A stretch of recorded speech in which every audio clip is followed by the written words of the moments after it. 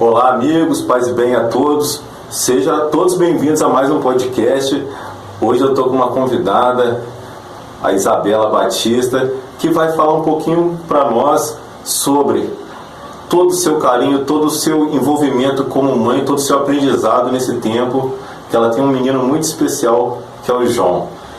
Isabela, obrigado por você ter aceito o convite, participar desse podcast, bate-papo, para a gente falar um pouquinho sobre o autismo, você falar sobre a sua experiência. Muito obrigado. Obrigada a você, Ed. Agradeço a oportunidade, de estar aqui falando sobre o assunto. É um assunto que a gente escuta pouco na sociedade. A gente sabe que tem criança autista na sociedade, mas a gente não se escuta falar tanto sobre o assunto. E é muito importante falar. E eu que agradeço o convite. Maravilha. Até quando eu comecei a conversar com você, Isabela, eu comecei a pesquisar um pouquinho, falar assim, poxa, me inteirar mais, e eu vi que existe uma lei estadual, a Lei 7.674, que foi criada em 2017, que cria o censo do autismo. Por quê? Porque antes era meio que deixado de lado, não sabia quantos que tinha, quais os municípios que se trabalhavam verdadeiramente em favor do autista, como que as famílias lhe davam o suporte. Então, essa lei, ela foi criada para quê? Para que o autista tenha um acompanhamento, não fique de lado, um acompanhamento específico para o autista e suas famílias. E aí, eu queria te fazer uma pergunta. Você, como mãe do João, como que você vê essa lei? É uma lei importante, mas ela tem funcionado? Olha, Ed, a minha opinião, como mãe, funciona. Sim. Funciona, mas precisa da dedicação da mãe também, em primeiro lugar, e em buscar. Porque quando a gente descobre o autismo, o médico ele avalia a criança e passa lá. A criança tem que fazer terapia ocupacional, terapia comportamental, psicólogo, psicopedagogo, fonoaudiólogo. Eu vou falar por mim. Eu tenho um plano de saúde e aí o João faz a fono pelo plano. Correto. Quando eu fui buscar na região, na minha cidade, eu encontrei um pouco mais de dificuldade. Demorou até um pouco mais. Inclusive a gente tem lugares que são capacitados para trabalhar com as crianças, atípicas, crianças autistas, só que está lotado. Entendeu? E eu consegui entender, porque o número de autistas vem crescendo de acordo com que as crianças vão indo para a escola e de acordo com que as mães ficam mais tempo com a criança dentro de casa. E aí começa a falar, tem alguma coisa errada ali. E por causa desse número de crianças, tem pouco profissional. Por exemplo, terapia ocupacional não tem. O meu filho agora ele está na APAE. Mas olha o que eu fiz. Eu deixei o nome dele no ano passado, quando eu desconfiei que ele era autista. A vaga dele saiu esse ano, graças a Deus. Sim. Só que quando eu cheguei lá não tinha terapia ocupacional. Não tem profissional para essa área. E não tinha terapia comportamental, nem a musicoterapia, que também é importante para o autista. Mas tem a psicopedagoga e a psicóloga. Só que, eu corri atrás. E as outras mães que não têm informação? Como que faz? Ficam perdidas. Ficam perdidas, elas ficam perdidas porque elas pensam, e agora, como é que eu vou fazer? Eu não tenho dinheiro, é caro. Vamos botar em média que o gasto com o autista é de R$20 mil por mês. Nossa. Se você for colocar na ponta do lápis, todos os profissionais é de R$20 mil por mês. E eu vou te falar a verdade, nenhuma mãe de baixa renda, que eu falo, tem condições de pagar. Não tem. Então eu vejo duas questões aí. A primeira questão, que tanto na rede privada como no SUS, na questão pública, tem que se aumentar a questão dos profissionais que atendem os autistas e suas famílias, Outro ponto que eu achei interessante foi você falar da identificação. Aí eu queria te fazer uma pergunta. Como que você começou a identificar, perceber, desconfiar que o João era autista? Vamos lá. O João, quando ele nasceu, se eu fosse falar assim, mãe tem um sexto sentido, Eu já achei o João diferente da minha filha. E aí eu peguei e falei assim, nossa, o menino chorava muito, muito, muito, e eu não entendi o motivo dele chorar. E ele, logo assim, eu não podia amamentar, então logo ele largou o peito sem problema nenhum. Sim. E depois, quando eu fui amamentar ele na mamadeira, a criança ela tem que ter um contato visual com a mãe. Correto. E ele não tinha contato visual. Ele olhava para o teto, ele olhava para o lado, ele olhava assim, mas ele não olhava para mim. E ele não sorria para mim. E aí, com 6 meses, o João, para a idade, né, de 6 meses, ele tinha que engatinhar. E o João não engatinhou. Ele rastou no chão. Ele literalmente rastou. Ele arrastava os bracinhos no chão e puxava o corpo. E aí eu falei, tem alguma coisa diferente. E chorava sem parar. E estava trocado, limpinho, mas chorava. Levei ele na neuro a primeira vez. A neuro falou para mim que era normal para a idade dele. Passou um calmantezinho natural. Aí depois veio os outros sinais, mas esse eu vou te falar que é do meu filho, porque tem muitos sinais e sintomas do espectro autista. Depois, com 1 ano, o João não falou, o João também não balbuciou, ele não falava babá, tá, ele não falava mamãe, quer água, tentar falar palavrinhas soltas e com interação comigo, ele não falava. Sim. Ele simplesmente ficava quieto no canto dele. Eu que tinha que identificar qual era a necessidade dele. E o contato visual que era pouquíssimo. E o atraso da fala. Com 1 ano eu voltei com ele na neuro. E a neuro falou pra mim, mãe, é normal. Ele ainda tá no marco do desenvolvimento dele normal. Falei, vou descansar e vou esperar porque tem alguma coisa errada com o menino. Mas a neuro tá falando que tá tudo bem. Quando ele fez 2 anos, aí que foi o pico. Que eu falei, João não fala. João não falava nada. João não pedia nada. João não se comunicava. Ele não me olhava. E a interação social dele com primos e outras crianças era pouquíssima. Ele não gostava de ficar junto. E aí eu reparei que ele ganhou carrinhos de presentes de Natal e ele ficava girando a rodinha do carrinho. Ele parava ali e ficava girando a rodinha muito tempo, com hiperfoco naquilo. Ou ele pegava, enfileirava todos os carrinhos, um do lado do outro, às vezes até por cor. Aí eu fiquei assim, tem alguma coisa errada. Em vez de levar ele na mesma neurologista, eu levei ele num neurologista especializado em autismo. Porque ainda tem isso, se você pegar um neurologista que às vezes não estuda sobre o autismo, você vai ficar meio assim, a ver navios. Desculpa, sem querer te cortar, mas então o seu sentido de mãe que levou mesmo você. Foi. Você falou, não aceitou a opinião daquela profissional. Falou, não, ela não está correta, tem alguma coisa errada. Não, assim. porque uma das vezes que eu fui na mesma profissional, ela falou que meu filho era birrento. Nossa. Mas o engraçado é que a birra que ele fez foi por conta de um dinossauro. E geralmente os autistas, eles gostam de carros, dinossauros, eles gostam de brinquedos assim. E daí eu saí dali extremamente brava, porque eu falei, o João é autista. Eu tinha certeza que o João era autista, até porque eu pesquisei muito na internet. Pesquisei um outro médico, né, na rede particular, que era especializado em autismo. A primeira consulta que eu fui, ele falou só assim comigo, ô mãe, vamos fazer o seguinte, passa o João pela fono, porque ele tinha um atraso da fala. Depois que ele passar pela fono, você volta, porque ele pode ter só um atraso na fala. Resumindo, Ed, quando eu fui na fono, nas primeiras 5 sessões, o João chorava sem parar e só enfileirava os carros ou empilhava os cubos. No relatório da fono, ela colocou que ele tinha movimentos estereotipados, repetitivos, que ele gostava de enfileirar carros. E aí, quando eu fui a segunda vez no neuro, o neuro sentou com ele no chão e fez uma avaliação de olho, né? Que o diagnóstico do autismo é comportamental, é social, é na comunicação, não é diagnóstico feito em laboratório, por exame.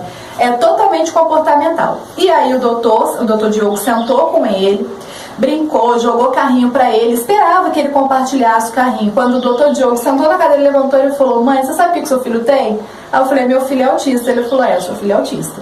E aí ele deu o laudo e daí começa a luta de nós mães atípicas, né? Porque você tem que correr atrás. E eu vou falar que demorou 1 ano pra eu conseguir vaga pra ele, tanto no plano, tanto no SUS. Que hoje ele faz fono no plano e terapia pelo SUS. E a terapia, no caso, é na APAI? É na APAI, que foi assim, o que aconteceu? A APAI não trabalhava com autista. Ela trabalhava com crianças que tinham paralisia infantil, síndrome de Down, que eram casos mais graves. Mas graças a Deus, por conta dessa lei, o autista hoje, ele tem esse direito de ser tratado. e de ser olhado de perto. E aí tem 3 anos que a APAE tem se preparado para poder trabalhar com essas crianças. Mas é igual eu falei, é de ainda falta profissional. Lá ainda está sem profissional. Está sem o TO, terapia ocupacional, terapia comportamental. E isso faz falta na vida do autista, porque ele precisa desenvolver socialmente, na comunicação, no comportamento, faz falta. Mas sim, hoje ele está lá.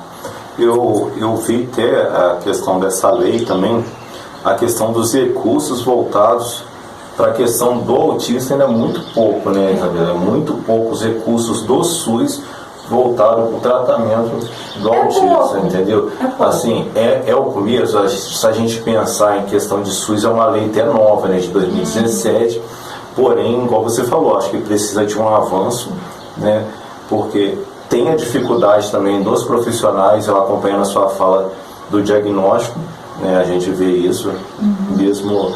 Então, assim, eu acho que tem que se capacitar mais profissionais, porque, igual você falou, não é tão simples, tem a questão do grau, né? A gente tem um grau até mais severo, mais severo, tem outros que tem mais leve. Vamos supor, o Messi, você estava falando da concentração no dinossauro, nos carros do seu filho, no Joãozinho. Eu estava lembrando do Messi. O Messi tem um grau de autismo. Sim. O foco dele é no futebol. No futebol, eles têm hiperfoco. Ele tem hiperfoco no futebol. E todo mundo percebe isso. Todo mundo. Só que a gente vê que ele não gosta de dar entrevista. Você pode reparar, se você procurar entrevista do Messi, praticamente você não vai encontrar. Ele não gosta de falar, ele tem pouca comunicação. Então, assim, é algo que precisa realmente ampliar bastante, né, Isabela? Precisa sim. E assim, eu falo que é importante os pais estar em casa, observar as crianças. Por que eu falo que é importante observar? Porque pode passar batido. E a gente teve aí o Setembro Amarelo, que é o mês de prevenção ao suicídio. Eu fiz uma pesquisa, rapidamente assim, que crianças que crescem, às vezes, autistas sem tratamento que eu falo, é o acompanhamento profissional, que é TO, fono, terapia ocupacional, tudo direitinho, que cresce sem esse tratamento, o índice de suicídio é maior. Porque eles entram numa depressão, porque eles não se entendem, eles não se compreendem, eles não se encaixam no mundo. Eles falam, por que eu sou assim? Por que eu nasci assim? Por que eu não gosto de contato com outras pessoas? Por que eu não me socializo? Cria uma grande confusão na cabeça dessas crianças, profissionalmente, quando cresce, para trabalhar em empresas. E aí, quando esses adultos, porque tem adultos que pegam o laudo depois de 36 anos, 40 anos, 20 anos, aí abre um leque na cabeça dessa pessoa e fala, eu era autista. Eu sou autista, por isso que eu sou assim. E quantas vidas a gente já perdeu que era sem autista? Sem a pessoa saber que era autista. Realmente. É importante os pais prestarem atenção em casa nas crianças, porque assim, são sinais às vezes minuciosos, poucos sinais. Mas se a gente for pensar, assim, olhar o comportamento social e a comunicação da criança, a gente tem que ficar esperto. Pensar, poxa, como você falou, tem alguma coisa errada, né? E aí vai mexendo, acaba que, como você descobriu, outros pais podem descobrir também. Mas realmente é muito complicado. Eu vejo assim, hoje é mais fácil, a gente tem mais informação, mas eu fico pensando igual você falou, quantas pessoas da nossa geração, mais velhas, também, que passaram a vida, se suicidaram, passaram a vida achando que não conseguiram se encaixar e não teve diagnóstico. E aí vem a depressão, vem o suicídio, vem a ansiedade, vem tudo junto, sabe? Quando às vezes é fácil, pega o laudo e fala, poxa, eu sou assim. E outra coisa, autista não se trata com medicamento. Por ser comportamental, é terapia. E aí às vezes as pessoas pegam o laudo, faz ali um psicólogo, faz uma TO, fono talvez não precisa mais, mas faz uma terapia, pronto, já abriu o leque da pessoa, a pessoa desenvolve. Sim. Né? Só que eu vou frisar mais uma vez, é importante a gente ver isso de pequeno. Porque depois quando cresce... É mais difícil. Como tudo na vida. Fica mais difícil. Isabela, eu queria que você falasse, né? A gente falou um pouquinho sobre a lei 7.674 de 2017, nós falamos um pouquinho da questão do SUS, né, em particular também, as dificuldades dos profissionais, mas eu queria que você falasse, estava vendo os seus vídeos, um pouquinho do seu dia a dia com o João, assim, mais específico de vocês, assim, um pouquinho, como que é, assim, no dia a dia? O meu dia a dia com o João não é fácil, às vezes. Por quê? Às vezes as pessoas, eu vou falar assim, às vezes as pessoas me vê na rua com o João Lucas sempre berrando. Geralmente me vê com ele sempre berrando. É complicado porque o autista, ele não entende conforme uma criança neurotípica. Se eu falar para minha filha Ana Luísa, de 6 anos, até quando ela era mais nova, você não vai passar no bar agora para comprar uma bala.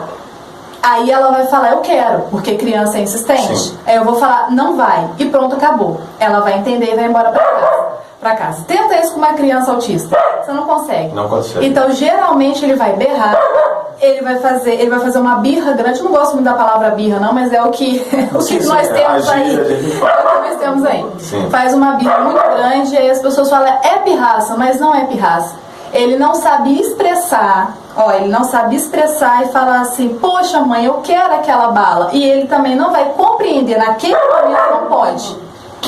Entendeu? Então, geralmente, o meu dia a dia com o João é sempre tentando aplicar nele assim, ele fez a birra, eu vou esperar ele acalmar e tentar conversar com ele depois. E nunca tentar chegar num autista, pôr a mão nele quando ele está fazendo a birra, porque ele vai ficar um pouco agressivo. E assim, o meu dia a dia com ele é de interação com ele o tempo todo, é de comunicação, é de conversar com ele, porque como ele não falava nada até os 2 anos, e quando ele fez a fone ele começou a falar, ele ainda troca fonemas. Sim. Então eu tenho que estar sempre falando, você quer água? Aí ele fala, ala, que ele ainda já tem 3 anos, e ele fala errado, eu falo água. Né? Quando eu vou falar, eu tento não usar a palavra não com ele, não pode, porque não funciona o não pra ele. Eu tento falar pra ele, se eu falar quer tomar banho, ele fala não, eu falo vamos tomar banho. A gente tem que estar sempre trocando as palavras com ele. Não dá pra gente falar com o autista e entre linhas também. Por exemplo, um exemplo que eu vou dar bem assim, bem clássico de ontem que aconteceu com ele lá em casa. Tinha um ventilador lá em casa, ele chegou e perguntou pro pai dele, o que é isso? Aí o pai dele falou, bicho, olá, bicho. Ele não entendeu, ele não conseguiu ver os sinais que era um ventilador, que o pai dele estava brincando com ele, que estava só mexendo com ele, que era um bicho. Entendi. E o meu dia a dia com o João Lucas é assim, é complicado e precisa de amor, paciência, sabedoria, pesquisa. A gente precisa pesquisar sobre o assunto, sim. Porque cada dia é uma coisa diferente, é uma coisa nova. Hoje ele tem estereotipia, então ele morde os dedos do pé e ele morde os dedos da mão. O que eu fiz? Eu falei, olha, eu tenho que pesquisar sobre o assunto. Então eu já fui logo conversar com a psicopedagoga dele e perguntar o que está acontecendo. Aí ela falou, é uma estereotipia, você vai ter que trocar. Quando ele mordeu o dedo do pé, você pega e troca com ele com um brinquedo.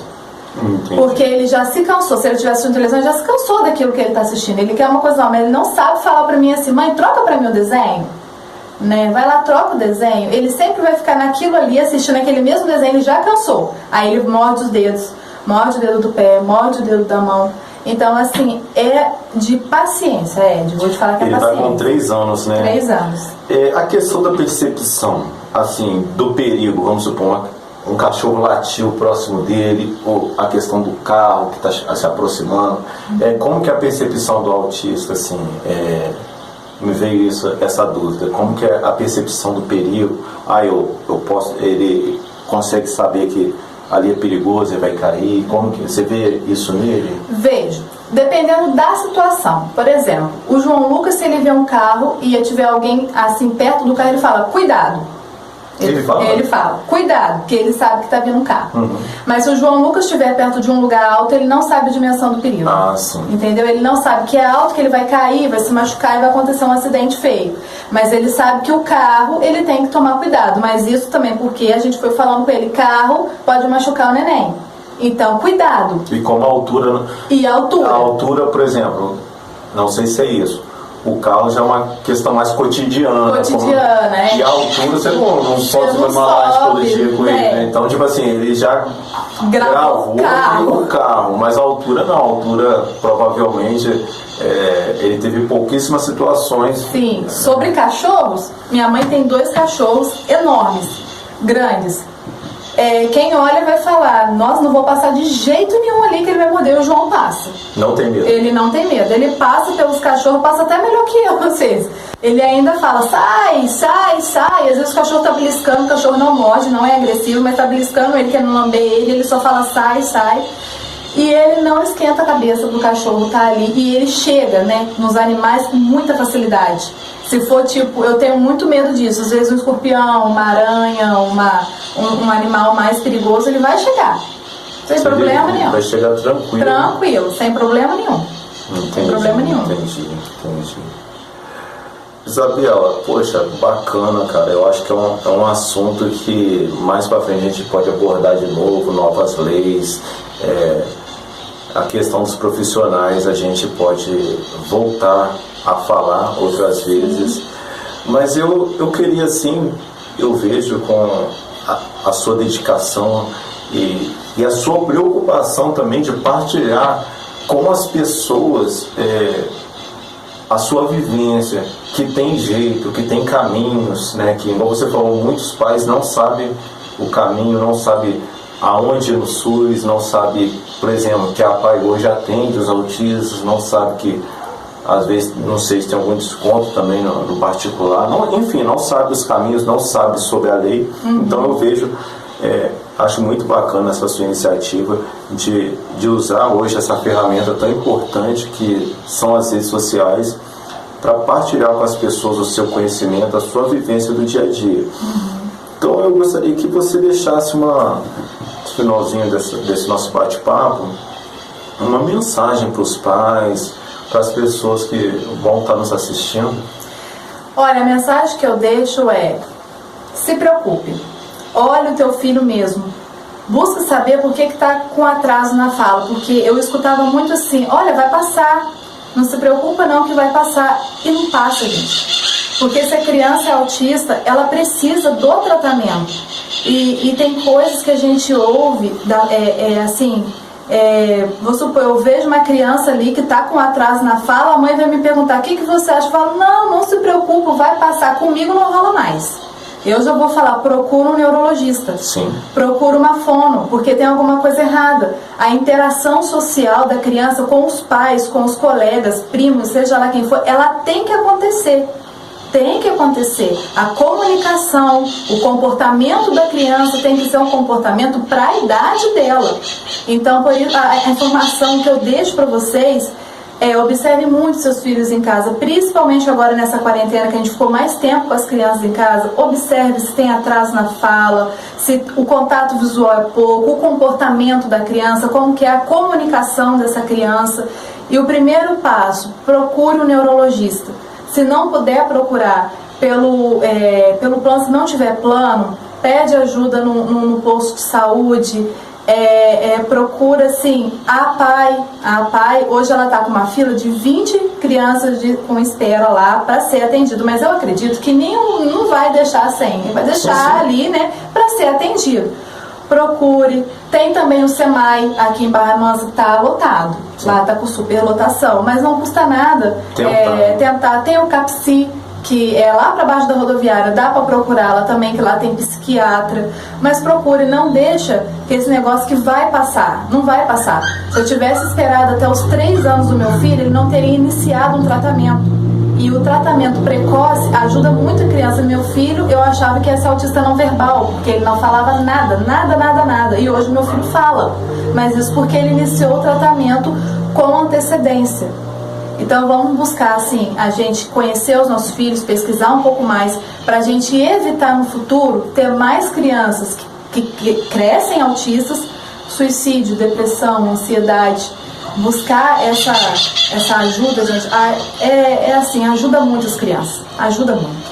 Essa é a informação, assim. Maravilha, Isabela. Poxa, gratidão de você estar partilhando com a gente o seu dia a dia de amor, dedicação com o João. trazer essa questão do autismo à tona, também trazer esperança, trazer informação, trazer esperança, trazer fé para as pessoas, que às vezes as pessoas são desanimadas. Poxa, como que eu vou fazer? Gente, tem solução, tem caminhos. Creio que a gente pode, depois no privado, se precisar de alguma informação, contato, eu peço até licença para você, a Isabela me permite eu passar o contato dela, você que é mãe, pai de autista.